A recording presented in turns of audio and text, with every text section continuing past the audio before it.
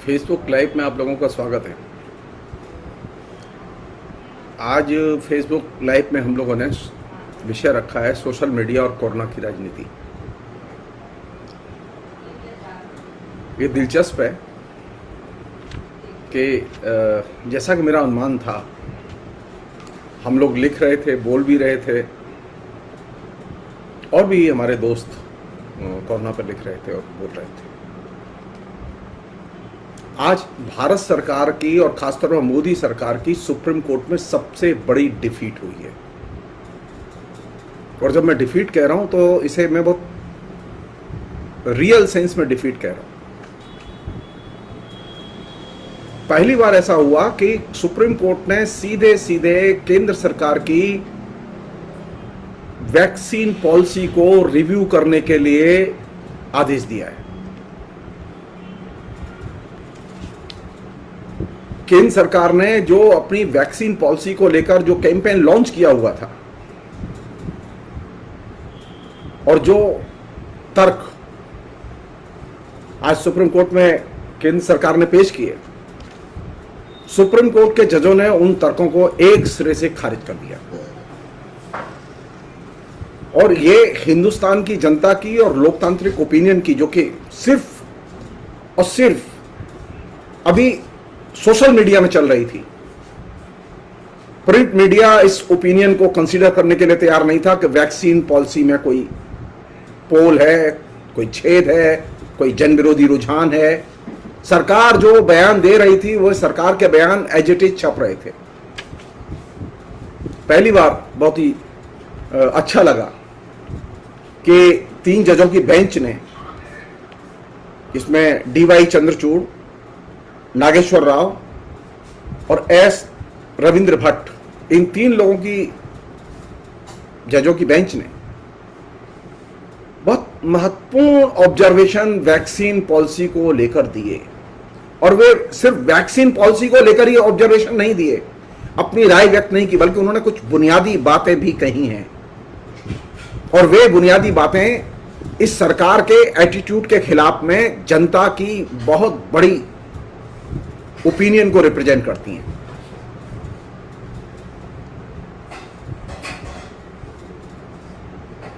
मेरा अनुमान था कि आज अच्छा दिन गुजरेगा और इसलिए मैंने ये प्रोग्राम रखा था, सुबह ही मैंने रखा था, क्योंकि सुनवाई होगी। और मैं पूरी तरह से एक तरह से कन्विंस था कि वैक्सीन नीति इतनी खराब है और भेदभाव से भरी हुई है और जनता विरोधी है, इसको सुप्रीम कोर्ट किसी भी तरह से इंडोर्स नहीं कर सकता।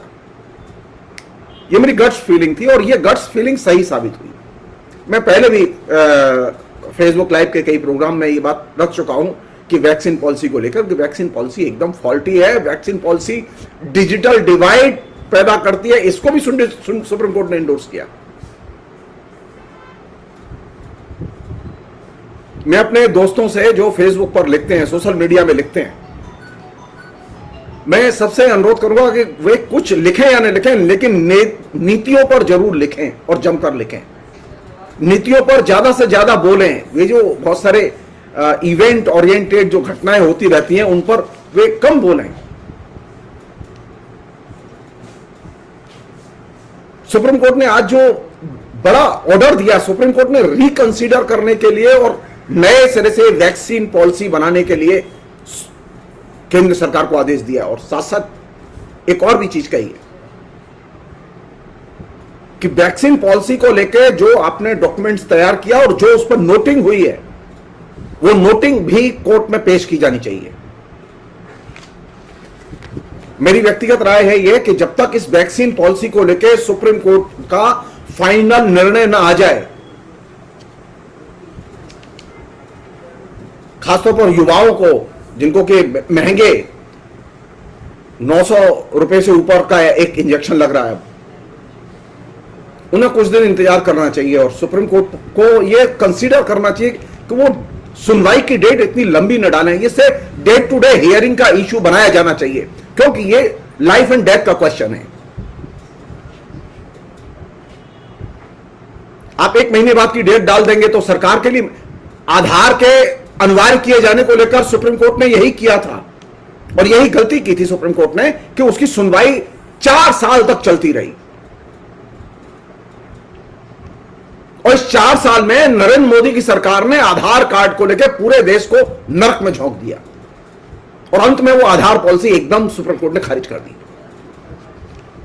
और कहा कि ये लिंक करना, आधार को हर चीज से लिंक करना कंपलसरी नहीं है, सिर्फ जो डेवलपमेंटल स्कीम है उनके साथ ही आप लिंक कर सकते हैं।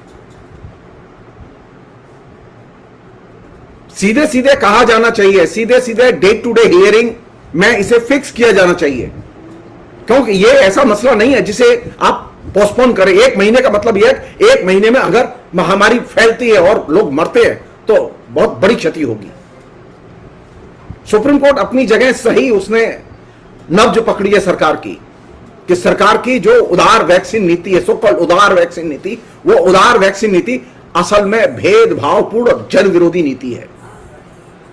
ये शब्द जन विरोधी का उसने इस्तेमाल नहीं किया सुप्रीम कोर्ट ने, लेकिन एसेंशियली उसने यही कहा है। तो जो चीज समझने की है वो ये कि सुप्रीम कोर्ट ने क्या चीज कही है। वो 32-33 पेज का जो ऑर्डर है आज का सुप्रीम कोर्ट का, बहुत ही शानदार ऑर्डर है।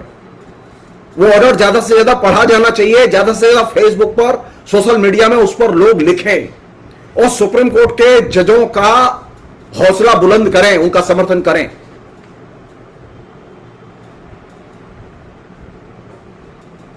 अफसोस की बात है कि सुप्रीम कोर्ट जब एक कोई जनता के समर्थन में, संवैधानिक हकों के समर्थन में फैसले लेता है तो सोशल मीडिया में सबसे कम लिखा जाता है। हमें ज्यादा से ज्यादा बोलना चाहिए सुप्रीम कोर्ट के जजमेंट के पक्ष में, और आज के ऑर्डर के पक्ष में तो खासतौर पर एकदम प्रेशर क्रिएट किया जाना चाहिए कि केंद्र सरकार मजबूर हो, केंद्र सरकार को हर स्तर पर इसके बारे में आगाह किया जाना चाहिए। मैं नहीं जानता कि वैक्सीन पॉलिसी को लेके कितने फेसबुक पर प्रोग्राम्स हो रहे हैं, और अरे भाई सूर, कबीर, तुलसी, साहित्य, कला, संस्कृति, राजनीति, इन सब पर बातें कर लेंगे। फेसबुक लाइव का जो आइटम है और ये ऐप है, ये जाने वाला नहीं है। साहित्य पर मैं भी बहुत बातें कर लूंगा, लेकिन ये जो क्राइसिस पीरियड है, इस क्राइसिस पीरियड में सबसे महत्वपूर्ण है केंद्र सरकार की नीतियां, और खासतौर पर वे नीतियां जो जनता के हकों पर सीधे हमले कर रही हैं। आज सुप्रीम कोर्ट ने इस चीज को इंडोर्स किया है और मैं बहुत खुश हूं इस बात से। ये जनता के आज सेलिब्रेशन का दिन है कि उसने साफ कहा है कि आपकी जो वैक्सीन पॉलिसी है वो वैक्सीन पॉलिसी 18 से लेकर 44 साल के लोगों के लिए भेदभावपूर्ण है और यूनियन टेरिटरी और राज्यों के प्रति भेदभावपूर्ण है। हम बार बार यही तो कहते रहे अपने फेसबुक लाइव में कि लगातार जो है राज्यों के प्रति भेदभावपूर्ण नीति केंद्र सरकार अपनाती रही है। सुप्रीम कोर्ट ने आज इस बात को बाकायदा अंडरलाइन किया है। जज बोल सकते हैं खुल के नीतियों के खिलाफ में, तो आप क्यों नहीं बोल सकते? आप क्यों डरते हैं? वो छात्र हो, नौजवान हो, शिक्षक हो, इंटेलेक्चुअल हो, लेखक हो, साहित्यकार हो, 60 से और उसके ऊपर के लोगों के लिए वैक्सीन का दाम रखा गया 250 रुपया प्राइवेट, और बाकी जनता के लिए फ्री। सरकारी हॉस्पिटल्स में फ्री, सरकारी सेंटर्स में फ्री। घोटाला कहां है? जब आपने एक बार बजट में एलोकेट कर दिया कि 35,000 करोड़ रुपया हम वैक्सीन खरीदने पर खर्च करेंगे, तो आपने बल्क में 35,000 करोड़ रुपए में 100% वैक्सीन खरीदने का ऑर्डर क्यों नहीं दिया? बाद में भी नहीं दिया। अभी भी जो नया जो अमेंडेड आदेश, सबसे जो बुरी चीज चल रही है वो क्या है कि मोदी सरकार सारे एग्जीक्यूटिव आदेशों के जरिए काम कर रही है। कैबिनेट का कोई निर्णय नहीं है, विपक्ष के साथ कोई बातचीत नहीं है, संसद के साथ कोई वैक्सीन पॉलिसी पर कोई बातचीत नहीं है। जैसा कि मैंने आपसे कहा था, अभी तक वैक्सीन नीति का कोई सुसंगत प्लान, दस्तावेज केंद्र सरकार अदालत में पेश नहीं कर पाई, अदालत के आदेश के बावजूद पेश नहीं कर पाई, और जो आज तर्क पेश किए गए उसको सुप्रीम कोर्ट ने एक सिरे से खारिज कर दिया। सुप्रीम कोर्ट ने साफ कहा कि आप जो यहां कह रहे हैं, आप रिव्यू कीजिए, अपनी पॉलिसी दोबारा बनाइए।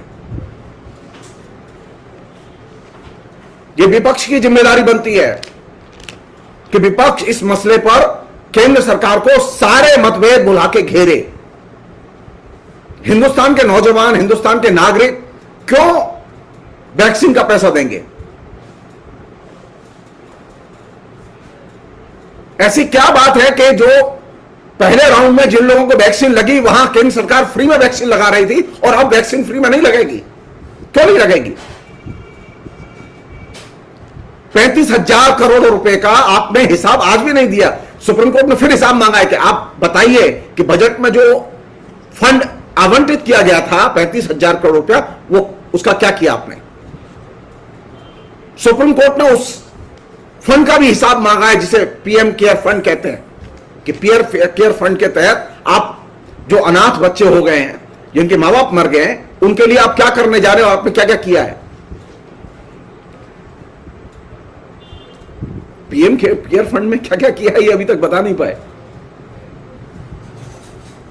रियल टाइम में सरकार चलती है और रियल टाइम में प्रधानमंत्री चलता है, लेकिन रियल टाइम में प्रधानमंत्री अपने खजाने की सूचना नहीं देते कि उनके खजाने में से क्या गया और कहां गया।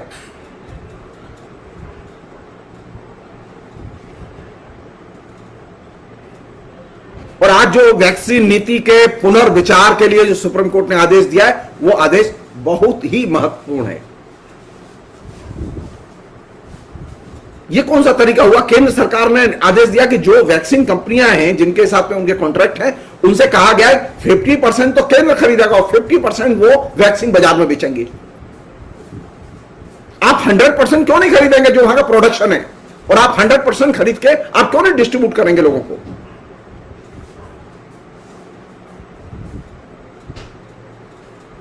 नरेंद्र मोदी का मतलब है कि जनता के साथ भेदभाव और जनता के साथ अन्याय। अगर अभी भी यह बात समझ में नहीं आती तो समझ लें, सुप्रीम कोर्ट आंख में उंगली डाल के बता रहा है कि नरेंद्र मोदी की पॉलिसी मनमानी, अतार्किक और भेदभावपूर्ण है। और शर्म की बात यह कि सोशल मीडिया में ऐसे लोग हैं, अरे भाई रोटी रोजी सब कमाते हैं, कुत्ता बिल्ली भी अपना पेट भर लेते हैं, लेकिन आप पेट भरने के लिए अपने संवैधानिक हकों को और संवैधानिक अधिकारों को भूल जाएंगे।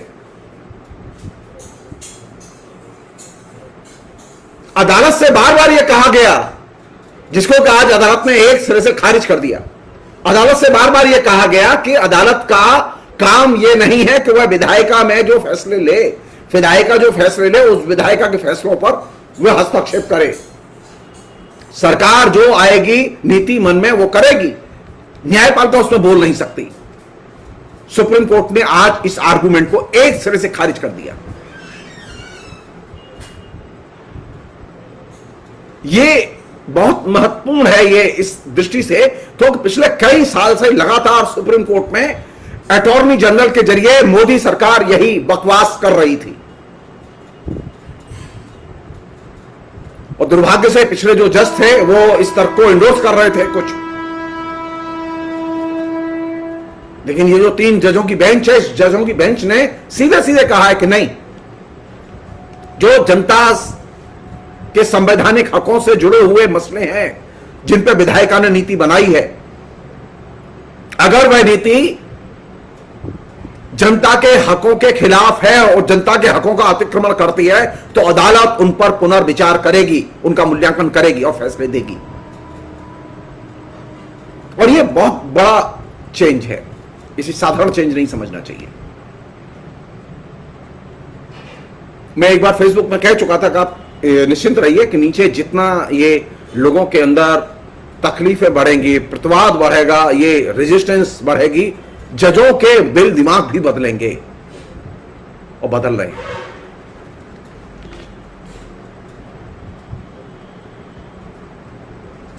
उन्होंने साफ कहा है कि कहीं संविधान में नहीं लिखा हुआ कि जब विधायिका नागरिकों के संवैधानिक हकों का अतिक्रमण करे तो न्यायपालिका चुप रहे। तो न्यायपालिका चुप नहीं रहेगी। अब आप लोग तय कर लीजिए कि आप लोग चुप क्यों हैं, आप लोग बोलते क्यों नहीं हैं। आप लोगों को भी बोलना चाहिए, आप लोगों को भी लिखना चाहिए, टूटी फूटी भाषा में जैसे भी आए लिखना चाहिए, सरकार के खिलाफ लिखना चाहिए। क्योंकि यह सरकार यह आसानी से जाने वाली और मानने वाली नहीं है, बल्कि यह बहुत ही क्रूर और बेतुके ढंग से काम करने वाली सरकार है। क्रूर और बेतुके ढंग से काम करने का एक मात्र उपाय है कि जनता को जागृत किया जाए, जनता का प्रेशर तैयार किया जाए, जनता में सरकार की नीतियों के खिलाफ में सचेतनता पैदा की जाए। लेकिन हमारे बीच में ऐसे लोग हैं, फेसबुक पर ऐसे लोग हैं जो कि लगातार सरकार की नीतियों का, जो कि जन विरोधी नीति है, कोरोना को लेकर मोदी सरकार ने जितने भी फैसले लिए, सुप्रीम कोर्ट और हाई कोर्ट, विभिन्न हाई कोर्ट्स, इन सब में लगातार वे फैसले रिजेक्ट हुए, आलोचना के केंद्र में आए हैं। एक भी फैसला केंद्र सरकार का कोर्ट ने इंडोर्स नहीं किया।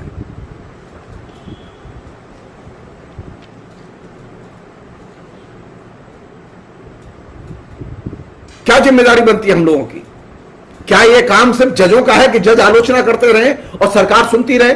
नहीं, हम नागरिकों की भी यह भूमिका बनती है कि हम लगातार अपने हकों पर जो हमले हो रहे हैं मोदी सरकार की तरफ से विभिन्न तरीकों से, उन हमलों के खिलाफ में बोलें और लिखें।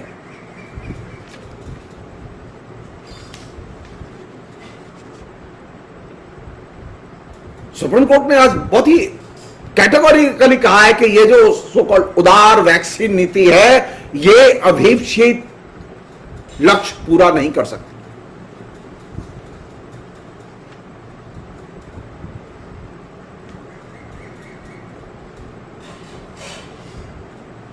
एक अन्य चीज वो ये कि ये जो सोशल मीडिया पर जिसको कि हम लोगों ने चुना, इस सोशल मीडिया पर अगर जो लिखने वाले लोग हैं उनका चरित्र देखें और उनके लेखन को देखें, और खासतौर पर कोरोना संबंधी कवरेज को देखें, तो उसमें एक बड़ा हिस्सा जो इस बीच में उभर के आया है वो ये कि जिन लोगों की मौत हुई है उनकी श्रद्धांजलियों के बारे में पोस्ट लिखने की एक तरह से लहर सी चल रही है। ये लहर इस बात का संकेत है कि नीचे लोग बड़ी संख्या में मर रहे हैं।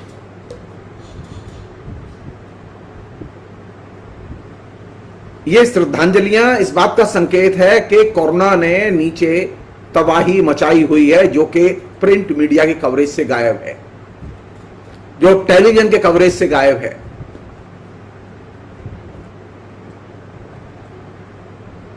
दिलचस्प बात यह है कि एक तरफ आप श्रद्धांजलियां लिख रहे हैं, आप अपने आसपास परिचित लेखक, मित्र, नातेदार, रिश्तेदार, उनके दुख दर्द को में शामिल हो रहे हैं, लेकिन आप कोरोना को लेकर जो गवर्नमेंट की नीति है उस पर कुछ नहीं लिख रहे।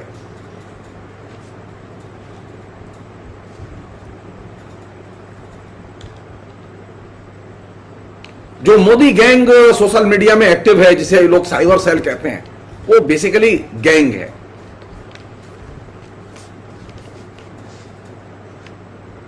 वो गिरोह की तरह काम करते हैं। वो चंचल बीएचयू ने बहुत पहले से एक नाम दिया हुआ जो कि मुझे बहुत ही एप्रोप्रिएट लगा कि वो गिरोह है। वो ये जो मोदी गैंग है, इस मोदी गैंग की ब्यूटी है, उसके प्रोपेगेंडा की ब्यूटी है कि वहां लगातार कोरोना नीति को लेकर एक तरह से सपोर्ट में कैंपेन अभियान चलाया हुआ है, और इस अभियान का लोगों के ऊपर गहरा असर है। मोदी की कोरोना पॉलिसी के खिलाफ लिखने वाली आप अपने दोस्तों की पोस्ट देखिए। मुझे तो बड़ा निराशा होती है जब मैं डेली फेसबुक देखता हूं और खोलता हूं, तो वहां पर मुझे 20% भी अपने दोस्त नहीं मिलते जो कोरोना के खिलाफ में कॉन्स्टेंटली लिख रहे हो। कोरोना संबंधी जो मोदी की नीतियां उन पर कॉन्स्टेंटली लिख रहे हो। क्यों नहीं लिख रहे, ये मेरे लिए मिस्ट्री है।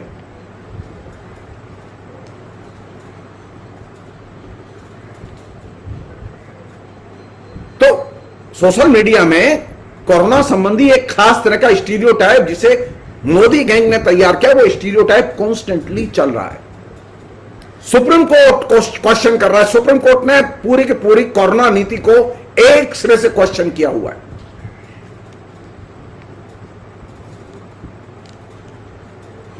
और जो गैंग का प्रचार है, वो गैंग का प्रचार काउंटर कौन करेगा? मोदी गैंग के प्रचार को काउंटर तो हम आप सब लोग मिलकर करेंगे।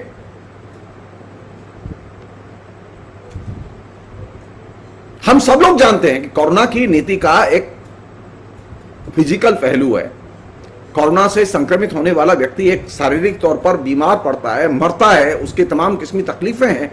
उसका सामाजिक पहलू है, उसका शारीरिक पहलू है, उसका आर्थिक पहलू है, उसका सांस्कृतिक पहलू भी है।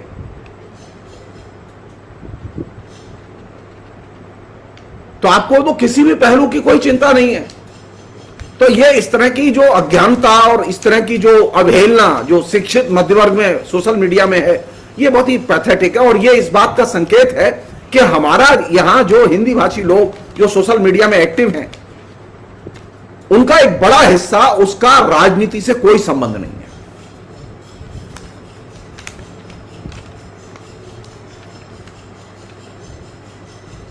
वे राजनीति पर लिखना पसंद नहीं करते। मेरे जैसे लोग जो सिर्फ राजनीति पर ही नहीं लिखते, मैं तो दूसरी चीजों पर भी लिखता हूं, लेकिन इधर क्योंकि दबाव पॉलिटिक्स का ज्यादा है और मोदी की जो जन विरोधी नीतियां, उनका जन संहारक दबाव है, तो मैं ज्यादा लिखता हूं। मोदी मेरे एजेंडे पर डे वन से हैं और मोदी जब तक रहेंगे वो एजेंडे पर रहेंगे। लेकिन ये चिंता, ये कंसर्न हमारे सभी शिक्षित मित्रों का होना चाहिए। मोदी की किसी भी कोरोना संबंधी नीति को, किसी भी फैसले को, जो कि एग्जीक्यूटिव फैसले, किसी भी फैसले को कोर्ट ने अप्रूव नहीं किया है।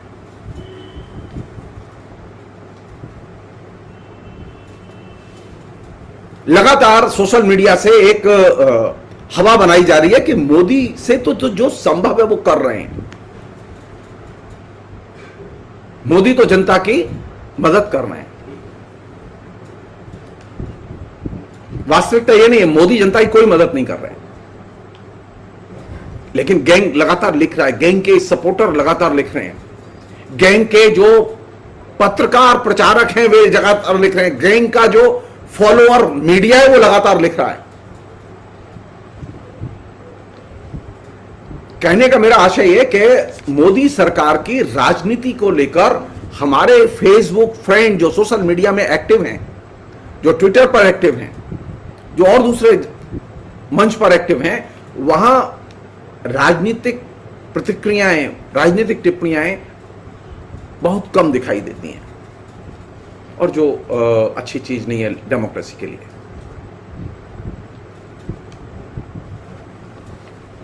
अगर मुझसे पूछें तो तकरीबन 80% लोग ऐसे हैं, मेरे तो 80% से भी ज्यादा दोस्त ऐसे हैं जो कि राजनीतिक पोस्ट लिखते ही नहीं।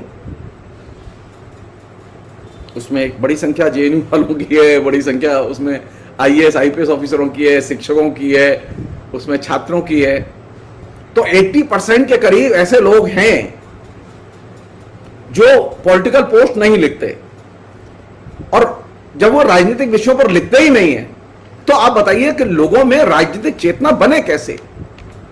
इससे भी बड़ी बात मैं जो आपसे शेयर करना चाहता हूं, ये कोई भी मीडियम, ये फेसबुक वगैरह ट्विटर वगैरह, ये तो नए माध्यम है। कोई भी मीडियम, उसकी जो इमेज,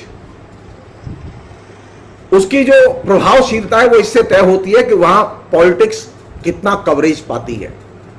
नरेंद्र मोदी की जो सफलता का रहस्य है वो ये कि नरेंद्र मोदी ने पॉलिटिकली इफेक्टिव ढंग से सोशल मीडिया का उपयोग किया है। अगर यही उपयोग कांग्रेस ने किया होता, यही उपयोग लेफ्ट ने किया होता, यही उपयोग वामपंथी जो माओवादी और नक्सलवादी उन्होंने किया होता, तो सोशल मीडिया की प्रकृति कुछ अलग होती, लेकिन ज्यादातर लोगों ने, सिर्फ मोदी गिरोह को छोड़ के ज्यादातर लोगों ने सोशल मीडिया की अवहेलना की। अभी भी आप देखिए कि बहुजन समाज पार्टी के लोग कितने हैं लिखने वाले, समाजवादी पार्टी के, यानी रीजनल पार्टीज का तकरीबन बहुत कम परसेंटेज है जो कि राइटिंग में है। 2014 की पराजय के बाद कांग्रेस जागी। 2014 के इलेक्शन के समय कांग्रेस सोई हुई थी सोशल मीडिया पर, कांग्रेस एकदम गायब थी, लेफ्ट का कहीं पता नहीं था। तो सोशल मीडिया पर जो विभिन्न पॉलिटिकल पार्टीज हैं, उनमें एक ही पार्टी एक्टिव थी, भारतीय जनता पार्टी, राष्ट्रीय स्वयंसेवक संघ। तो उन्होंने एक ही पार्टी ने अपना चारों तरफ से आभा मंडल और प्रभा मंडल बना लिया। थोड़े बहुत जो एक्टिव थे वो लोग थे नक्शा, वो इनिशियल डेज से एक्टिव हैं। लेकिन बाकी जो लिबरल हैं, जो सोशलिस्ट हैं और दूसरे लोग हैं, वे तो एक सिरे से गायब थे। और तो और छोड़िए, भारत में कंप्यूटर क्रांति को लाने में जिस व्यक्ति की केंद्रीय भूमिका थी, जो पॉलिसी मेकर ग्रुप में था, कांग्रेस के साथ जिसका गहरा संबंध है, उस व्यक्ति ने तो सोशल मीडिया का मखौल उड़ाया और कहा एकदम बेकार है, वहां लिखना वो कोई जरूरत नहीं है उसकी। तो सोशल मीडिया की जो लगातार आपने अवहेलना की पॉलिटिक्स को लेकर, अभी भी आप अवहेलना कर रहे हैं, तो आप तय मानिए सोशल मीडिया पर पॉलिटिक्स का जो रूप प्रस्तुत किया जाएगा, सोशल मीडिया उसी दिशा में जाएगा। आप अगर लोकतांत्रिक राजनीति के पक्ष में लिखेंगे, आप संवैधानिक हकों के पक्ष में लिखेंगे, तो सोशल मीडिया का रुझान संवैधानिक हकों के पक्ष में जाएगा। चूंकि मोदी ने एक हायर की हुई है टीम, केंद्र से लेकर राज्यों तक, तो वे लोग जो भी अनसन, जो भी मन में आता है लिखते रहते हैं, और उसका जो सार होता है वो ये कि वो बेसिकली एंटी डेमोक्रेटिक होता है और एंटी कॉन्स्टिट्यूशनल होता है। इसलिए एक बड़ी हवा सोशल मीडिया में शिक्षित मध्य वर्ग में निर्मित की गई है कि सोशल मीडिया से लोग जो जुड़े हुए हैं, वे नंबर एक तो वे राजनीति से नफरत करने लगे कि राजनीति बड़ी बुरी चीज होती है। यानी डिपॉलिटिसाइजेशन आरएसएस का सबसे बड़ा एजेंडा रहा है, जिसको कि सोशल मीडिया के जरिए क्रिएट किया गया, नंबर एक। नंबर दो, चूंकि एक तरफा फ्लो रहा है मोदी का और सिर्फ मोदी का 2014 के पार्लियामेंट के इलेक्शन के पहले से,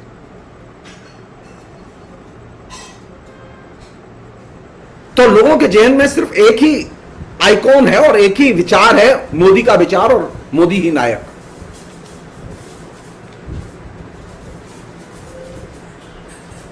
सोशल मीडिया की रियलिटी क्या है? सोशल मीडिया की रियलिटी यह है कि मैं अपना अनुभव बता रहा हूं आपको, आपका अनुभव क्या है मैं नहीं जानता। मेरे बहुत सारे दोस्त हैं ऐसे जो इस बीच में आरएसएस के साथ चले गए, बीजेपी के साथ चले गए। उनकी अपनी कुछ प्रोफेशनल मजबूरियां हो सकती हैं, कुछ राजनीतिक मजबूरियां हो सकती हैं। वे लोग चुपचाप पोस्ट पढ़ते हैं लेकिन कभी लाइक नहीं करते। हमारे जो सेक्युलर दोस्त हैं उनकी स्थिति है कि वे अगर वामपंथी हैं, तो चूंकि मैं अब सीपीएम में नहीं हूं, तो सीपीएम के बहुत कम लोग हैं जो कि मुझे लाइक करते हैं, बाकी बहुत सारे लोग लाइक ही नहीं करते, देखते ही नहीं है। इसके विपरीत जो हिंदुत्ववादी संगठन हैं, आरएसएस से जुड़े हुए लोग हैं, उनके जो फॉलोअर हैं, बीजेपी के लोग हैं, जो रिएक्शनरी लोग हैं, वे एक दूसरे की पोस्ट पर जाते हैं, पढ़ते हैं, लाइक करते हैं। तो हमारे जो सेक्युलर लोग हैं, लेफ्ट लोग हैं, उनमें तो डिवीजन ऑफ लेबर अभी भी बना हुआ है, दिमाग में अभी भी विभाजन बना हुआ है। वे आते हैं सोशल मीडिया में तो वो दलीय संस्कार के साथ आते हैं और दलीय संस्कार के साथ वापस जाते हैं, दलीय संस्कार के आधार पर ही कम्युनिकेट करते हैं। सो अधिकतर अगर लोगों का रवैया यही रहेगा सोशल मीडिया पर, तो आप तय मानिए कि सोशल मीडिया पर मोदी का वर्चस्व रहेगा। मोदी का वर्चस्व सोशल मीडिया पर तोड़ने के लिए पहली शर्त है कि सोशल मीडिया पर लोकतंत्र की रक्षा के लिए इफेक्टिव कैंपेन किया जाए, और जो लोकतंत्र की रक्षा के लिए लिख रहे और लड़ रहे हैं, जो मजदूरों और किसानों के हितों के लिए लिख रहे और लड़ रहे हैं, वो चाहे जिस रंगत के लोग हों, उनकी पोस्ट शेयर की जाए, उनकी पोस्ट लाइक की जाए, उनकी पोस्ट पढ़ी जाए।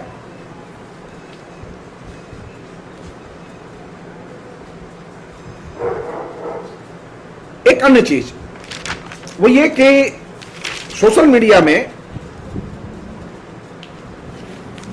जो नया जो फिनोमेना दिखाई दिया वो ये कि सोशल मीडिया के आधार पर, वहां लिखी गई पोस्ट के आधार पर दमन की और गिरफ्तारी की, एफआईआर की घटनाएं बहुत हुई हैं।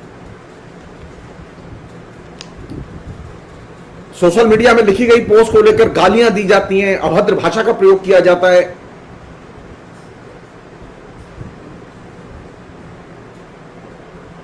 इस पूरे प्रसंग में, यानी सोशल मीडिया में जो कुछ चल रहा है, समाज में जो कुछ चल रहा है, इस पूरे प्रसंग में एक बड़ा प्रश्न इन्वॉल्व है। वो बड़ा प्रश्न क्या है? बड़ा प्रश्न यह है कि पूंजीवाद में लोकतंत्र में शांति संभव नहीं है। पूंजीवादी व्यवस्था में लोकतंत्र सकुशल नहीं रह सकता। हम यह भी कह सकते हैं कि पूंजीवाद और लोकतंत्र के बीच में एक अहर्निश तनाव मौजूद है, जो कि रिफ्लेक्ट कर रहा है।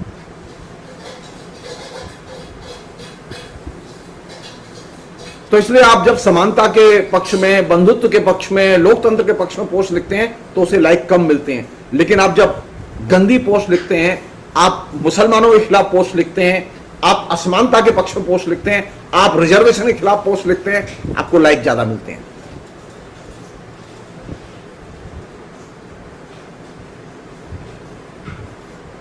तो समानता के पक्ष में लिखा जाना चाहिए कि नहीं लिखा जाना चाहिए, असमानता के पक्ष में लिखा जाना चाहिए? हम सबके जेहन में जो चीज बुनियादी तौर पर काम कर रही है, जिसकी वजह से ये कम लिखा जा रहा है, उसका कारण क्या है? कि हम सभी लोग किसी न किसी रूप में पूंजीवाद की विचारधारा से प्रभावित हैं।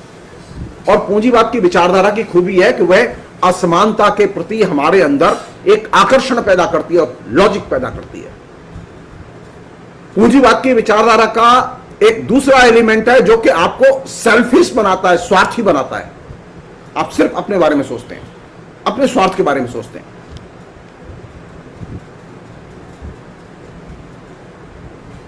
पूंजीवादी विचारधारा का तीसरा महत्वपूर्ण एलिमेंट है जिसको कि खूब कवरेज मिल रहा है, यानी आदमी कितना भी करप्ट हो। नरेंद्र मोदी से करप्ट प्रधानमंत्री हिंदुस्तान में कोई नहीं हुआ, लेकिन नरेंद्र मोदी सबसे प्यारा है। नरेंद्र मोदी की हर पॉलिसी के लागू किए जाने के बाद में करप्शन और सिर्फ करप्शन की जगह जगह से आवाजें निकली हैं, लेकिन नरेंद्र मोदी ने किसी भी करप्शन चार्ज की कोई जांच नहीं कराई। सो पूंजीवादी विचारधारा आपके अंदर क्या चीज पैदा करती है? आपको करप्शन से प्यार होने लगता है, आपको करप्शन बुरा नहीं लगता। और किस चीज से आप नफरत करते हैं? स्वशासन से, सेल्फ गवर्नमेंट। हमारे यहां नगरपालिका के अधिकार हैं, हमारे यहां डीएम के अधिकार हैं, हमारे यहां राज्यों के अधिकार हैं, हमारे यहां केंद्र के अलग अधिकार हैं, हमारे यहां केंद्र शासित जो क्षेत्र हैं उनके अलग अधिकार हैं। लेकिन अभी तो सारे लोगों के अधिकार गायब है, अभी सिर्फ एक के अधिकार है, वो है नरेंद्र मोदी। मसलन एक छोटी सी चीज, सीबीएसई बोर्ड की परीक्षा होगी कि नहीं होगी, सीबीएसई बोर्ड की परीक्षा में कौन सा प्रोग्राम होगा, क्या डिटेल्स होंगे उसके, इसका फैसला कौन लेगा? सीबीएसई बोर्ड लेगा। लेकिन सीबीएसई बोर्ड ने यह फैसला नहीं लिया, फैसला लिया नरेंद्र मोदी ने। क्योंकि ये जो कैपिटलिज्म है, कैपिटलिज्म को स्वशासन से नफरत है, और अभी नरेंद्र मोदी एक खुलकर स्वशासन के खिलाफ में मुहिम चलाए हुए हैं। अब आप सोचिए, सीबीएसई बोर्ड भी निर्णय नहीं ले सकता। पहले उसकी मीटिंग की किसने? मानव संसाधन मंत्री ने। उसके बाद में उस मीटिंग में कोई निर्णय नहीं हुआ तो फिर मीटिंग ली किसने? प्रधानमंत्री ने। कमाल है। भाई मानव संसाधन मंत्री का 12वीं की परीक्षा से क्या लेना देना? परीक्षा होगी या नहीं होगी इसे बोर्ड तय करेगा, क्या पढ़ाया जाएगा इसे बोर्ड तय करेगा, लेकिन नहीं, अब केंद्र सरकार तय करेगी और मंत्रालय तय करेगा। तो एक नया फिनोमिना जो कि कैप्लिन का एक इनबिल्ट फिनोमिना है, जिसमें कि स्वशासन का निषेध एक स्वाभाविक चीज है। और कैप्लिन का एक और चीज है जिसको कि हमारे जहन में उतार दिया गया, वो क्या है? व्यावसायिकता। अब हर चीज से व्यवसाय किया जाएगा, यानी अब महामारी से भी व्यवसाय किया जा रहा है। कफन बेचने से लेके स्मशान में लकड़ी बेचने से लेके, स्मशान में मुर्दा जलाए जाने से लेके, स्मशान में टोकन लिए जाने से लेके, हॉस्पिटल में मरीज भर्ती कराए जाने से लेके, वैक्सीनेशन तक व्यावसायिकता की एक तरह से लहर चल रही है। तो ये जो लड़ाई है वो सिर्फ डेमोक्रेसी की लड़ाई नहीं, बल्कि ये एसेंशियली कैप्लिन के साथ में जब तक आपका ये मोह टूटेगा नहीं, पूंजीवाद के प्रति आपके मन में आकर्षण बना रहेगा, आप तय मानिए आप लगातार इसी तरह से लूटते पिटते रहेंगे और वंचित होते रहेंगे।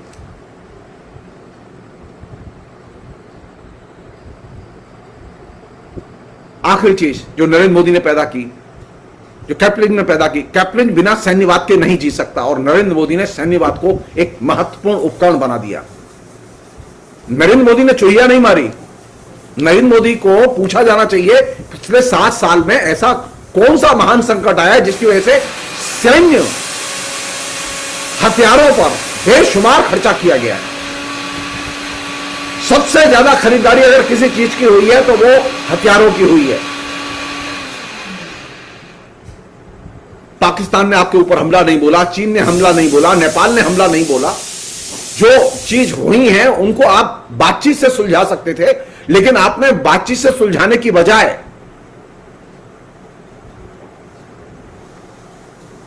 कश्मीर के सिर्फ 4 जिलों में आतंकवादी गतिविधियां थीं और आज भी हैं, जो सीमावर्ती 4 जिले हैं, लेकिन आपने पूरे देश को समझा दिया कि आतंकवादियों से लड़ने के लिए हथियारों की सख्त जरूरत है और हथियारों का उत्पादन सबसे ज्यादा किया जाना चाहिए। सारे सैनिकों के अंदर, आम जनता के अंदर सैन्यवाद और राष्ट्रवाद का जहर फैला दिया गया, और हमारे फेसबुक फ्रेंड इस पर एकदम चुप रहते हैं।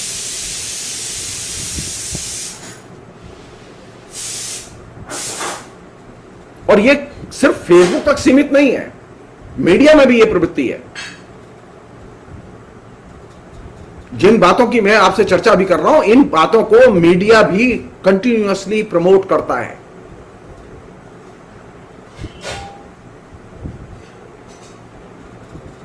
एक अन्य चीज वो ये कि इंटरनेट के आने के बाद, जिसकी कि कम लोगों ने चर्चा की, और सोशल मीडिया के आने के बाद, इंटरनेट के आने के बाद में स्पेशली अखबार की क्रेडिबिलिटी या मीडिया की क्रेडिबिलिटी क्रमशः खत्म हुई है। क्रेडिबल जर्नलिस्ट की कैटेगरी धीरे धीरे धीरे धीरे खत्म होती चली गई है। हम लोग खाली गोदी मीडिया और मोदी के आने के साथ इसे देख रहे हैं, लेकिन ऐसा नहीं है। यह एक लंबी प्रक्रिया है जो कि इंटरनेट के आने के बाद में बहुत ही सुसंगत ढंग से ग्लोबल लेवल पर इसका फ्लो है और वो चल रहा है, कहीं ज्यादा कहीं कम। और इससे तो यह है कि विभिन्न देशों में अब दर्जनों डिक्टेटर पैदा हो गए।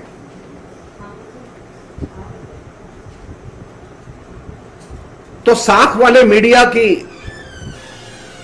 स्थिति घटी है, साखदार जो पत्रकार है उनकी संख्या घटी है,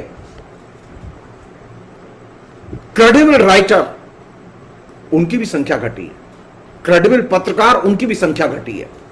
और इस चीज के डिक्लाइन में इंटरनेट के आने के बाद इस टेक्नोलॉजी के विकास और प्रसार की सबसे बड़ी भूमिका है। हमारे अधिकतर लोग इस चीज को अभी भी डिस्कशन के केंद्र में नहीं लाते कि इंटरनेट को लेकर वे एक समझ बनाएं।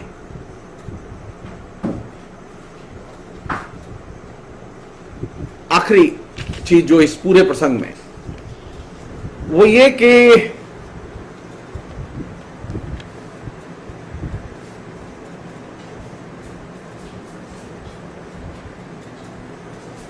एक जमाना था कि मीडिया की शिक्षक की भूमिका थी, मीडिया जो है एजुकेशन का काम करता था। अभी मीडिया की शिक्षक की नहीं, प्रोपेगेंडिस्ट की भूमिका है और मैनिपुलेटर की भूमिका है, और ये एक बड़ा शिफ्ट है।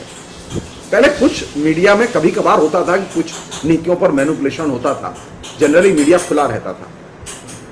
कुछ लोगों को लेके था कि वे उन लोगों को लेके, जैसे मनमोहन सिंह के जमाने में था कि मनमोहन सिंह के खिलाफ आप नहीं लिख सकते, तो लोग नहीं लिखते थे, लेकिन बाकी तो सबके लिए दरवाजे खुले हुए थे। तो नया जो शिफ्ट इंटरनेट के आने के बाद हुआ, जिससे कि सोशल मीडिया भी प्रभावित हुआ और दूसरे मीडिया भी प्रभावित हुए, वो ये कि मीडिया में मैनिपुलेशन और प्रोपेगेंडा ये प्रमुखता से आने लगा। और ये जो न्यू मीडिया है खासतौर पर, जिसमें कि अब हम लोग बातचीत कर रहे हैं और काम कर रहे हैं, इस न्यू मीडिया को लेकर तो हम लोगों ने कोई ठीक से डिस्कशन भी नहीं किया, कोई तैयारी भी नहीं की, कोई बातचीत भी नहीं की, लेकिन हम लोग आ गए। इसमें ऐसे लोग भी हैं जो कि टेक्नो बोहेमियन है, जो जिन्हें ऑब्सेशन है इस मीडिया ने, एक खास तरह का न्यू मीडिया ने खास तरह का एक कल्पना जगत निर्मित किया है, जिसमें कि लोग रहते हैं। जो लोग इसके कल्पना जगत में रहते हैं और जो इसकी ताकत को जानते और मानते हैं, कहते हैं कि इसकी ताकत सबसे बड़ी है। मैं नहीं मानता कि इसकी ताकत सबसे बड़ी है। जो लोग इसमें बिल्कुल पेड वर्कर की तरह काम करते हैं,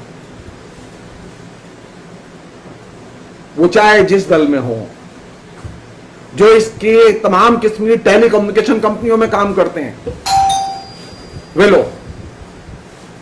लोग बेसिकली नए किस्म के साइबर गुलाम हैं। वो चाहे इंफोसिस में काम करने वाले लोग हों, चाहे वो एयरटेल में काम करने वाले लोग हों, चाहे वो बीजेपी के साइबर सेल में काम करने वाले लोग हों, चाहे वो कांग्रेस के साइबर सेल में काम करने वाले लोग हों, ये कुल मिलाके जो सारे के सारे लोग हैं, इनकी कुल मिलाके स्थिति यह है कि ये एक इंटरनेट के यूटोपिया में रहते हैं, और इस इंटरनेट के यूटोपिया के ये एक तरह से स्लेव हैं। इनमें पेड वर्कर भी हैं, इसमें फ्रीलांसर भी हैं, इसमें कलाकार भी हैं, इसमें प्रोजेक्ट मैनेजर भी हैं, इसमें डिजाइनर भी हैं। आप देखेंगे लगातार इसमें ब्लॉगर भी हैं जो कि इसमें लगातार पोस्ट लिख रहे हैं। इसमें ऐसे भी लोग हैं जो कंटेंट क्रिएटर हैं, जो कंटेंट, जिनका काम ही कंटेंट क्रिएट करना है। ये सारे लोग ये कहते हैं कि ये उनका पेशा है, लेकिन मैं ये नहीं मानता ये उनका पेशा है, बल्कि ये न्यू मीडिया के साइबर गुलाम हैं। इन लोगों में अतिरिक्त पैशन है, उत्साह है। आप मुझे भी कह सकते हैं साइबर गुलाम में, क्योंकि मैं ज्यादा रहता हूं। इनमें अति उत्साह है। ये अति उत्साह में अपने व्यक्तिगत हितों के परे जाकर भी काम करते हैं। अब जो लोग, तमाम किस्म की वेब कंपनियां बन गई हैं, अभी वेबसाइट बन गई हैं, तमाम कंपनियां राइटर्स, कंटेंट राइटर्स रिक्रूट करके अपने प्रोपेगेंडा वो करती हैं। तो सवाल यह है कि क्या ये जो लोग जो इसमें काम करते हैं, क्या इन्हें प्रॉपर पे मिलती है? जी नहीं, अधिकतर लोगों को प्रॉपर पे मिलती ही नहीं है। ये लोग व्यापक स्तर पर सामाजिक असुरक्षा में और आर्थिक असुरक्षा में काम करते हैं।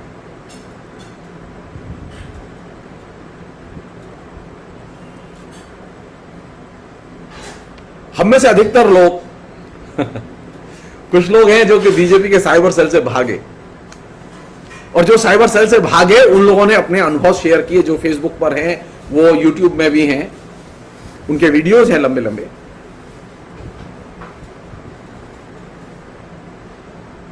लेकिन इस पर अभी रिसर्च तो नहीं हुई है कि इन वेब कंपनियों में, इन तमाम किस्म के जो वेब ग्रुप्स हैं, जो डिफरेंट पार्टीज के हैं, जो डिफरेंट कंपनीज के हैं, इनमें काम करने वाले लोगों के इनके एक्सपीरियंस क्या हैं। मैं एक छोटा सा अनुभव बता रहा हूं आपको। साइबर कंपनियों में काम करने वाले यंग लोगों की स्थिति यह है कि उनमें से अधिकतर को स्पॉन्डिलाइटिस की प्रॉब्लम है।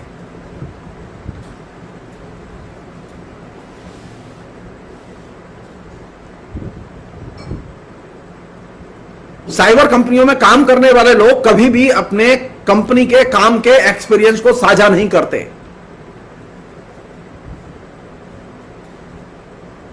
विभिन्न राजनीतिक दलों के वेब कंपनियों में काम करने वाले लोग, हजारों लोग बीजेपी के मीडिया साइबर सेल में काम करते हैं, सैकड़ों लोग कांग्रेस के उसमें काम करते हैं, लेफ्ट के अभी काम करते हैं, लेकिन आपको कहीं किसी के अनुभव नहीं मिलेंगे। सवाल नहीं किया जाना चाहिए कि भैया सबकी खबर लेते हो, कभी अपनी की भी खबर दिया करो।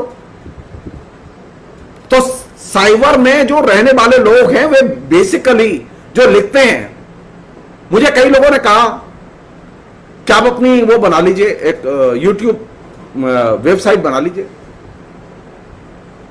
बढ़िया रहेगा, इनकम भी रहेगी। सवाल यह है कि मेरे पास क्या मेंटेनेंस के लिए इतने पैसे हैं। एक छोटा सवाल है मैं करना चाहता हूं, जो लोग अपने निजी परिश्रम से इतने साइबर में लगातार बेचारे कवरेज दे रहे हैं, वो क्या अपना मिनिमम खर्चा भी और अपनी लागत भी निकाल पा रहे हैं? वो अपने यहां जो काम कर रहे हैं, क्या उनको मिनिमम अच्छे से पेमेंट दे पा रहे हैं? नहीं दे पा रहे। सहारा के एक रिपोर्टर, वो अजीत अंजुम के साथ में रिपोर्ट के लिए गए थे, लगातार बंगाल में उन्होंने कवरेज दिया अजीत अंजुम के साथ, और मर गए, कोरोना से पीड़ित होकर मर गए। अजीत अंजुम के लिए संभव है कि उन्हें 10-20 लाख रुपए की मदद दें? संभव नहीं है। अजीत अंजुम को भी मैंने सुना, मैं नहीं जानता, मैंने सुना कि उनको भी कोरोना हुआ, और लोगों को भी कवरेज करते हुए कोरोना हुआ जो वहां गए। तो साइबर में काम करने वाले, सोशल मीडिया में काम करने वाले जो तमाम किस्म के सो कॉल्ड प्रोफेशनल लोग हैं, इनकी स्थिति क्या है? ये बेसिकली साइबर स्लेव हैं, क्योंकि इनके पास में न कोई आर्थिक सुरक्षा है, न कोई सामाजिक सुरक्षा है, न इनको कोई पेंशन देने वाला है, न इनको कोई पे देने वाला है। ये इनके अंदर पैशन है, ये पैशन के तहत काम कर रहे हैं। ये भी कह सकते हैं कि ये एक नए किस्म के पोस्टर बॉय हैं इस सोशल मीडिया तंत्र के। तो इसमें सोशल मीडिया में जो लोग लिख रहे हैं, जो लोग काम कर रहे हैं, खासतौर पर ऑर्गेनाइज ढंग से जो लोग काम कर रहे हैं, उनके बीच में एक खास तरह की इनफॉर्मेलिटी है, अनौपचारिकता है, और एक असुरक्षा है, और एक कंटिन्यूटी भी है। ये असुरक्षा के बावजूद ये कंटिन्यू काम करते हैं।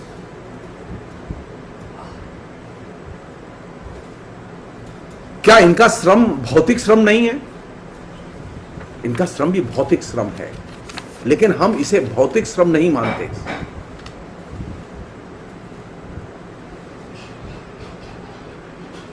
ये सारे लोग मुझसे अगर पूछे तो ये कल्चर इंडस्ट्री का हिस्सा है।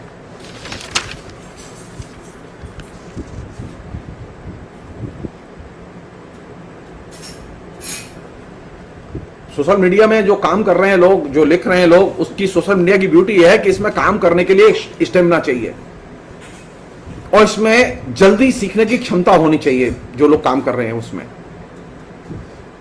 सोशल मीडिया में इफेक्टिव होने के लिए जरूरी है कि आप क्रिएटिव हों और उदार भी हों, और आपके अंदर कम्युनिकेशन की क्षमता हो।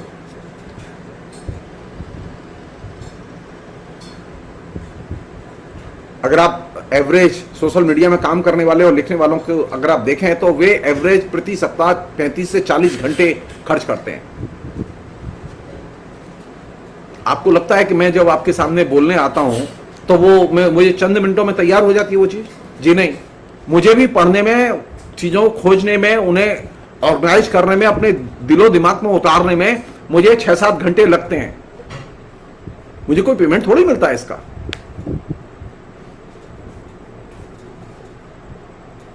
क्यों कर रहे हैं हम लोग ये काम? क्योंकि हमें डेमोक्रेसी की रक्षा करनी है।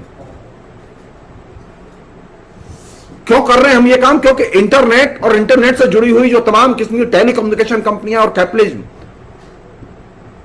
इसका डायरेक्ट कंट्राडिक्शन है, अंतर विरोध है लोकतंत्र के साथ। जो लोग सोच रहे थे कि इंटरनेट के विकास के साथ में लोकतंत्र का विकास होगा, उनके लिए चेतावनी है कि इंटरनेट का विकास लोकतंत्र के विकास की गारंटी नहीं है। जहां जहां इंटरनेट के जरिए जन आंदोलन खड़े हुए, वहां अल्टीमेटली डिक्टेटरशिप आई। अन्ना हजारे के जरिए जो आंदोलन खड़ा किया गया, बाबा रामदेव के जरिए जो आंदोलन खड़ा किया गया, उसके गर्व से अल्टीमेटली डिक्टेटर नरेंद्र मोदी का जन्म हुआ। अरब, इजिप्ट में जो जन आंदोलन सो कॉल्ड मुस्लिम ब्रदरहुड ने शुरू किया,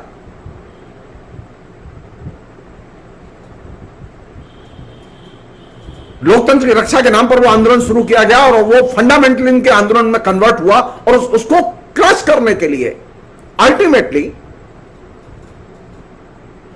आर्मी ने हस्तक्षेप किया और सारे लोकतांत्रिक अधिकार छीन लिए।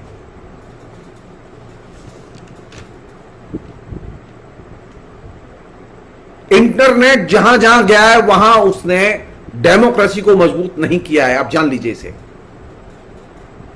नरेंद्र मोदी सरकार जो भी ये जो लोगों से गारंटी ले रही है ना, फेसबुक गारंटी दे, ट्विटर गारंटी दे, व्हाट्सएप गारंटी दे, वे जो हम कानून बनाए हम फॉलो करेंगे, सब लोग सरेंडर कर चुके हैं। सब लोगों ने कहा हम मानेंगे आपकी बात।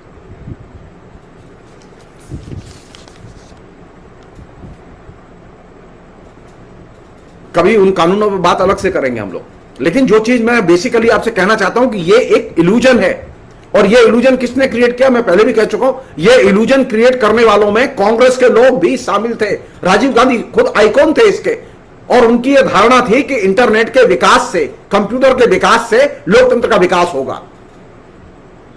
इंटरनेट के विकास से लोकतंत्र का विकास नहीं होता। इस चीज को सीख लें हम लोग। अगर इंटरनेट के विकास से लोकतंत्र का विकास होता तो ट्रंप पैदा नहीं होता अमेरिका में। अगर इंटरनेट के विकास से लोकतंत्र का विकास होता तो इराक पर अमेरिका अपने जो है तमाम किस्म के जंगी हमले नहीं कर पाता और तमाम किस्म की जो सूचनाएं उनको एकदम तहस नहस नहीं कर पाता। अमेरिका में जहां के वो लोकतंत्र का सबसे बेहतरीन राज्य देश माना जाता है, वहां हालत यह है कि इंटरनेट जो है वो लोकतंत्र की हत्या का सबसे महत्वपूर्ण उपकरण बन गया। और उसको उपकरण किसने बनाया? उसको उपकरण बनाया ट्रंप ने। और आप याद कीजिए कि हिंदुस्तान में इंटरनेट में जब नरेंद्र मोदी दाखिल होते हैं लोकसभा चुनाव के पहले, तो नरेंद्र मोदी के दाखिल होने के बाद सबसे बड़ी कैजुअलिटी किसकी हुई? नरेंद्र मोदी तो इलेक्शन जीत गए, लेकिन सबसे बड़ी कैजुअलिटी हुई डेमोक्रेसी की। इंटरनेट में नरेंद्र मोदी के आने के पहले डेमोक्रेसी उतनी क्षत विक्षत नहीं हुई थी जितनी क्षत विक्षत नरेंद्र मोदी के आने के बाद हुई। और नरेंद्र मोदी के आने की पृष्ठभूमि किसने बनाई? सब लोग जानते हैं, अन्ना हजारे के आंदोलन। उस अन्ना हजारे के आंदोलन में आरएसएस सीरियसली शामिल था।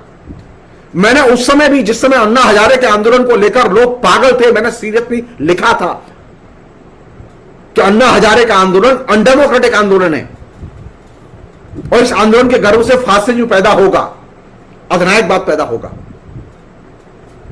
और यह बात इतिहास के अनुभव ने सच साबित की। मेरे उस जमाने के लिखे हुए लेख मेरे ब्लॉग में नया जमाना में उपलब्ध है, कोई भी पढ़ सकता है। कहने का मेरा तात्पर्य यह कि इंटरनेट डेमोक्रेसी का विकास नहीं करता, इसलिए इंटरनेट से लड़ने के लिए जरूरी है। इंटरनेट में नेचुरल फ्लो है अनडेमोक्रेटिक। जो लोकतंत्र विरोधी भावनाएं, वैल्यूज, पोस्ट, वे ज्यादा इंटरनेट अग्रसारित करता है, उन्हें ज्यादा प्रोपेगेट करता है। जो लोकतंत्र के पक्ष में लिखी गई पोस्ट है उन्हें वो रोकता है, बाधित करता है, उन्हें तरह तरह की सेंसरशिप का सामना करना पड़ता है। वे जो लोकतंत्र के पक्ष में लोग लिखते हैं उनके अकाउंट सस्पेंड करना, अकाउंट बंद करना, ये तमाम हरकतें होती हैं, हो रही हैं। तो ये एक दिमाग से हम चीज निकाल दें कि इंटरनेट से डेमोक्रेसी का विकास होता है। कांग्रेस के लोग भी निकालते हैं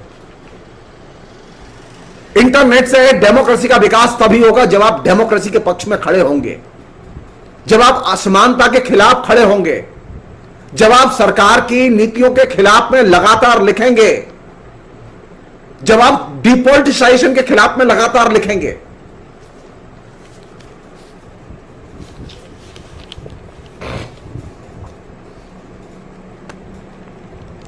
इंटरनेट की ब्यूटी क्या है? इंटरनेट की ब्यूटी है कि इसमें मिडिल क्लास का हैवी पार्टिसिपेशन है, जिससे हम लोग मास पार्टिसिपेशन। इंटरनेट की ब्यूटी है कि जो हमारे बीच में अभी सारी चीजें हैं अवेलेबल सोशल मीडिया की, सोशल मीडिया उसका एक बहुत बड़ा कंपोनेंट है, उसमें मास इंफॉर्मेशन और मास डिस इंफॉर्मेशन बड़े स्केल पर है।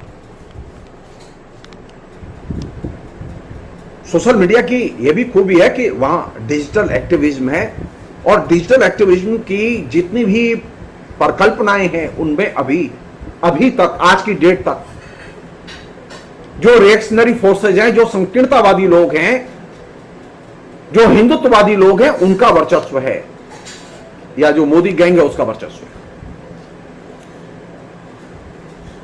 इंटरनेट बहुलतावादी परिवेश को सीधे सीधे चुनौती देता है। तो हम जो लोग लिखते हैं जो डेमोक्रेसी के पक्ष में, उनकी चिंताएं क्या हैं कि किसी भी तरह से बहुलतावादी परिवेश और बहुलतावादी राजनीति, इसकी रक्षा की जाए।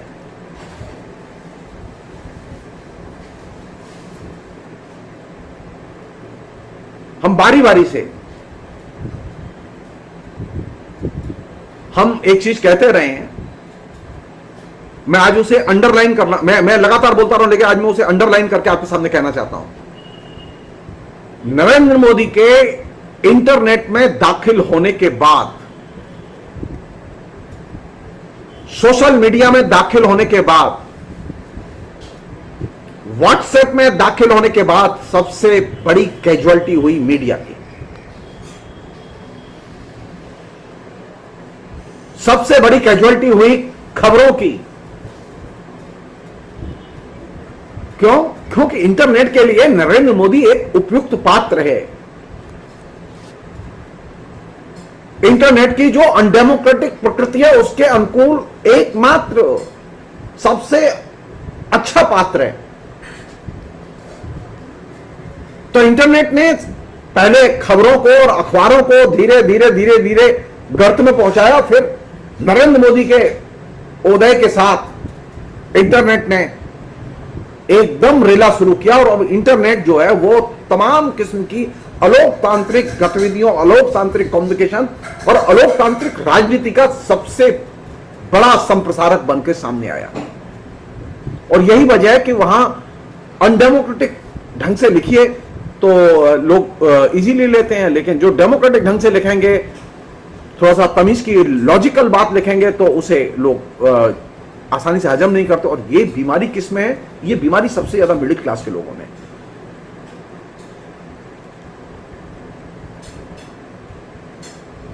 तो मोदी ने अपनी पहल से और अपनी निजी अभिव्यक्ति से कितने बड़े स्केल पर इस मीडियम के साथ में अपना एडजस्टमेंट कर लिया, और मीडियम उसके साथ खड़ा हो गया।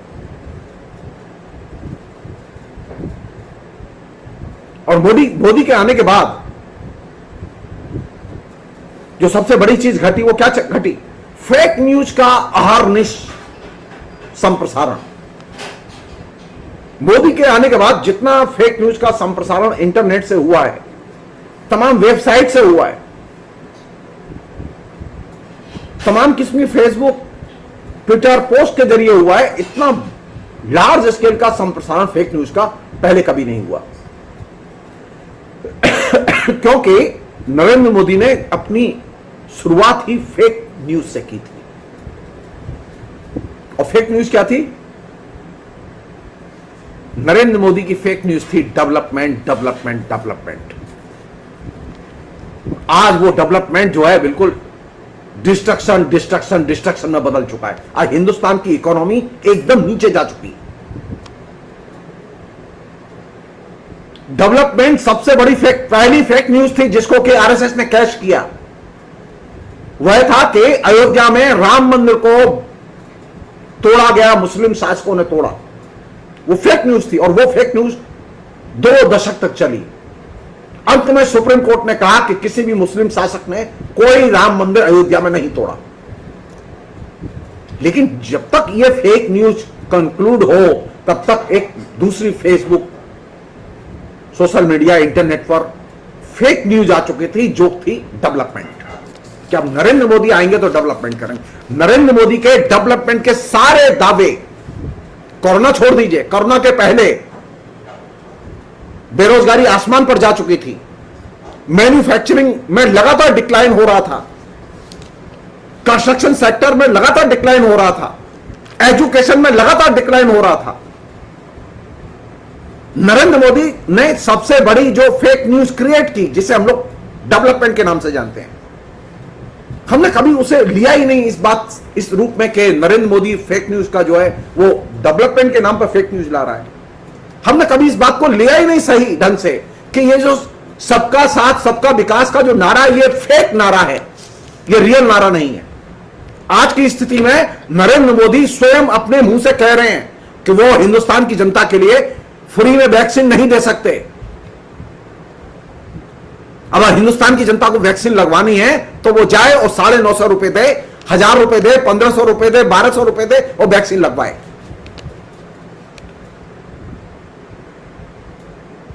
जो व्यक्ति सबका साथ सबका विकास का नारा लेके आया, वो सारा का सारा नारा आज एकदम चूर चूर हो चुका है।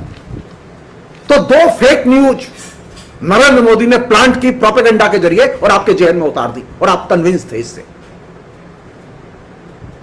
इंटरनेट की यह खूबी है कि वह आपको फेक न्यूज को लेकर कन्विंस कर सकता है। इसलिए इंटरनेट पर जो पढ़ते हैं, लिखते हैं, इंटरनेट पर जो दूसरों की पोस्ट में आप देखते हैं, उसे दूसरे स्रोतों से वेरीफाई कीजिए।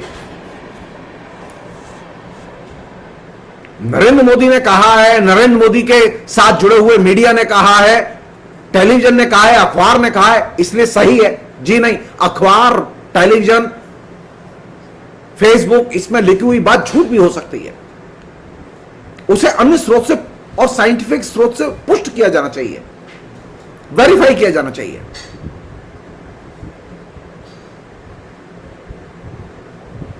तो 2 बड़ी परिघटनाएं इस बीच में विकसित हुई। पहली परिघटना यह विकसित हुई कि नरेंद्र मोदी की वैक्सीन पॉलिसी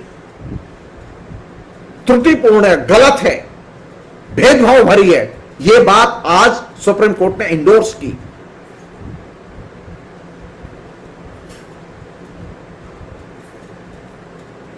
सुप्रीम कोर्ट ने पुनर्विचार के लिए आदेश दिया। दूसरी चीज वो ये कि इंटरनेट के आने के बाद डेमोक्रेसी का विकास नहीं होता, डेमोक्रेसी का क्षय होता है।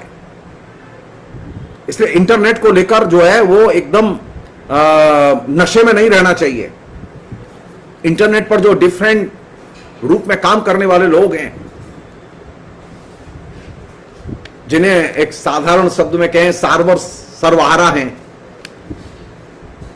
मैं उन्हें साइबर स्लेव कहूंगा, मैं उन्हें साइबर गुलाम कहूंगा। क्यों? क्योंकि वे सबसे बदतर कंडीशन में काम कर रहे हैं।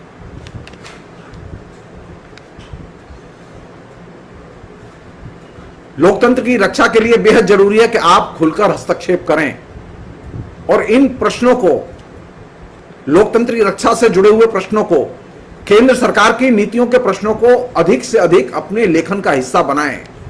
कविता बाद में भी लिख लेंगे आप, कहानी बाद में भी लिख लेंगे, और कहानी लिखिए, अपनी डायरी में लिखिए, लेकिन फेसबुक पर सिर्फ कहानी कहानी कहानी, कविता कविता कविता, इस बीमारी से निकलिए। समाज के विकास के लिए मुक्तिबोध की एक बात याद रखिए, जो लोग साहित्य से जुड़े हुए लोग हैं, साहित्य की रक्षा के लिए साहित्य से पलायन बेहद जरूरी है। हमारे यहां मुश्किल है कि जिन लोग साहित्य के हैं वे लोग साहित्य में डूबे रहते हैं और साहित्य के कीड़े की तरह रहते हैं। उन्हें समाज की कोई चिंता नहीं होती। साहित्य की रक्षा तभी होगी जब समाज की रक्षा होगी। समाज जाएगा गर्त में, आपका साहित्य, आपकी कहानी, आपका उपन्यास, आपका काव्य संकलन बचा रहेगा? जी नहीं। आपका कहानी, काव्य संकलन, लाइब्रेरी, आपका अब तक का लिखा हुआ, वो सब डस्टबिन में जाएगा, क्योंकि आप इस जो धारावाहिक प्रवाह है इंटरनेट का, आप उसे समझ नहीं रहे हैं। इस धारावाहिक प्रवाह के खिलाफ आप खड़े होइए, लिखिए। सोशल मीडिया में जो हमारे जो 80% से अधिक दोस्त पॉलिटिकल पोस्ट लिखने से परहेज करते हैं, पॉलिटिकल पोस्ट, खासतौर पर वह पोस्ट जो डेमोक्रेटिक एंगल से लिखी गई है, वह पोस्ट जो लोकतांत्रिक अधिकारों के पक्ष में लिखी गई है, उसे लाइक करने से गुरेज करते हैं, वे इनडायरेक्टली क्राइम करते हैं। उन्हें इस मानसिकता से निकलना चाहिए। उनके एब्सेंट होने से, तटस्थ होने से नरेंद्र मोदी गैंग को मदद मिलती है, उनके प्रोपेगेंडा को मदद मिलती है। आप लोकतंत्र में रहना चाहते हैं, लोकतंत्र के फल खाना चाहते हैं, लेकिन लोकतंत्र के पक्ष में जो लिखा गया है उसे आप लाइक नहीं करेंगे, उसके पक्ष में लिखेंगे नहीं, यह एक्सेप्टेबल नहीं है। और यही सोशल मीडिया में डेमोक्रेटिक स्पेस करने की पद्धति और प्रक्रिया है। अन्यथा तो डेमोक्रेटिक प्रोसेस सोशल मीडिया से धीरे धीरे गायब हो जाएगा। यहां कंट्रोल बहुत आसानी से किया जा सकता है, जो कि हो भी रहा है। तो आप इस कंट्रोल को चुनौती दीजिए, आप नीतियों को चुनौती दीजिए, आप अपने अधिक से अधिक